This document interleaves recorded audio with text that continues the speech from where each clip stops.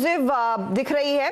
दरअसल टाल्चर fertiliser limited ये company है जिसमें आरसीएफ, गेल जैसी कंपनियों की हिस्सेदारी है, तो सरकारी कंपनी है। और इसमें अपडेट ये निकल कर आ रहा है कि दरअसल कैबिनेट ड्राफ्ट नोट तैयार कर दिया गया है।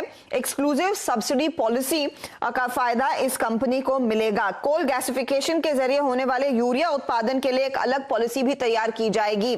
हमारे साथ Lakshman Roy, economic policy editor, जुड़ गए हैं।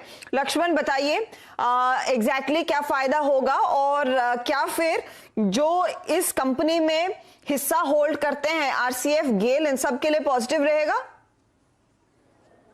बिल्कुल, जो मुझे सूत्रों से एक्सक्लूसिव जानकारी मिली है उसके मुताबिक सरकार टाल्चर फर्टिलाइजर लिमिटेड के लिए एक्सक्लूसिव सब्सिडी पॉलिसी लाने की तैयारी कर रही है। ये जो एक्सक्लूसिव सब्सिडी पॉलिसी है इसका कैबिनेट ड्राफ्ट नोट तैयार कर लिया गया है और जल्द ही कैबिनेट से मंजूरी मिलने की संभावना है। और इसके तहत टाल्चर फर्टिलाइजर लिमिटेड में जब से उत्पादन शुरू होगा उसके अगले 8 साल तक 12% पोस्ट टैक्स रिटर्न और इक्विटी सरकार सुनिश्चित करेगी। यानी टैक्स चुकाने के बाद 12% का रिटर्न मिले इस कंपनी को, यह सरकार सुनिश्चित करेगी और इसके हिसाब से यूरिया उत्पादन पर सब्सिडी देगी। हालांकि यूरिया उत्पादन पर सरकार पहले ही सब्सिडी देती है, लेकिन टाल्चर में क्या खास बात है कि देश का इकलौता यूनिट है जहां पे कोल गैसिफिकेशन के जरिए यूरिया का उत्पादन हो रहा है, तो इसकी लागत ज्यादा होती है, इसलिए सरकार इसको ज्यादा सब्सिडी देना चाहती है ताकि 12% का रिटर्न इस कंपनी को हर हाल में मिले। ये इसलिए महत्वपूर्ण है क्योंकि ये जो कंपनी है इसमें आरसीएफ जो राष्ट्रीय केमिकल फर्टिलाइजर है उसकी हिस्सेदारी 29.67% है।